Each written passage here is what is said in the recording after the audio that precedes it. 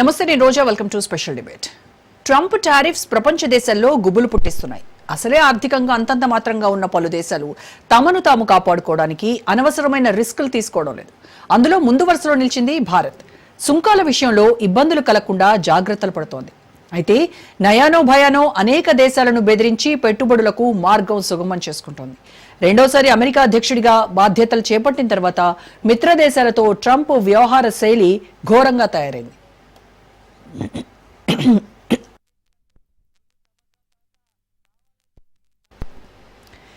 మా ఇంటికి వస్తే ఏమి తెస్తావు, మీ ఇంటికి వస్తే ఏమిస్తావు అన్నట్టు సాగుతోంది డొనాల్డ్ వ్యవహారం.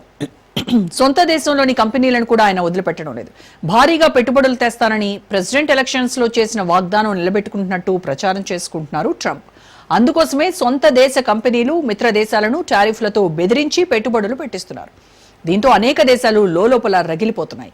అయితే అగ్రరాజ్యంతో వివాదం పెట్టుకోలేక ఎంతో కొంత ఇన్వెస్ట్మెంట్ పెడుతున్నట్టు డీల్స్ చేసుకుంటున్నాయి.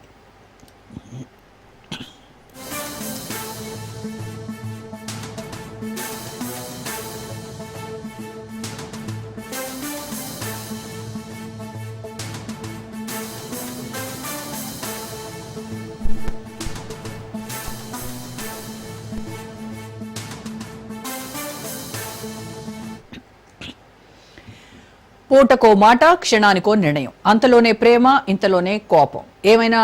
ఏమైనా మాట్లాడతానంటున్నాడు Trump. Modi is my friend అంటూనే ఇండియాపై టారిఫ్ బాంబ్ పేల్చారు. ఆయన ఏ క్షణానికి ఎలా మాట్లాడతారో, ఏ నిర్ణయం తీసుకుంటారో ఊహించడమే కష్టంగా మారింది. అగ్రరాజ్యాధినేత అరాచకాలు అన్నీ ఇన్ని కావు. ప్రపంచానికి ఆదర్శంగా నిలవాల్సిన పెద్దన్న ఇప్పుడు భ్రష్టు పట్టించడంలో బిజీ అయిపోయారు. మిత్ర దేశాలను సైతం గజగజ వణికిస్తున్నారు.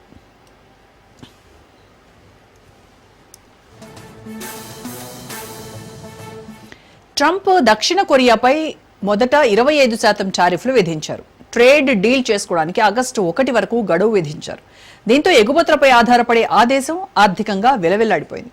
చివరికి $350 బిలియన్ పెట్టుబడులను అమెరికాలో పెట్టడంతో పాటు $100 బిలియన్ లిక్విఫైడ్ న్యాచురల్ గ్యాస్ కొనుగోలుకు అంగీకరిస్తూ ఒప్పందం చేసుకుంది. ఇంత చేసినా ఆ దేశ వస్తువులపై ట్రంప్ సర్కార్ సుంకాలను 25% నుంచి 15% మాత్రమే తగ్గించింది.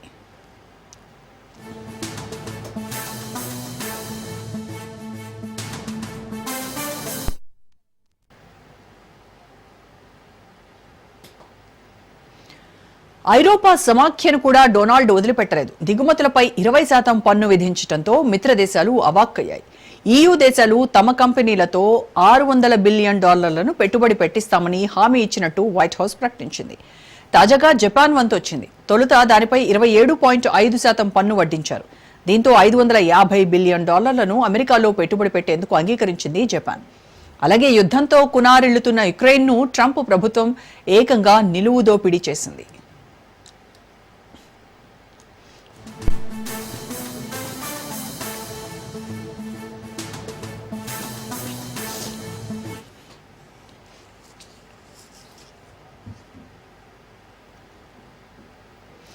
డొనాల్డ్ ప్రభుత్వం భారత్లోని వ్యవసాయ, పాల ఉత్పత్తుల మార్కెట్లో అమెరికా కంపెనీలు వ్యాపారం చేసేలా తీవ్ర ఒత్తిడి చేస్తోంది. కానీ కోట్ల మందికి జీవనాధారమైన ఆయా రంగాల్లోకి అగ్రదేశ కార్పొరేట్ కంపెనీలను అనుమతించేందుకు ఇండియా నిరాకరిస్తోంది.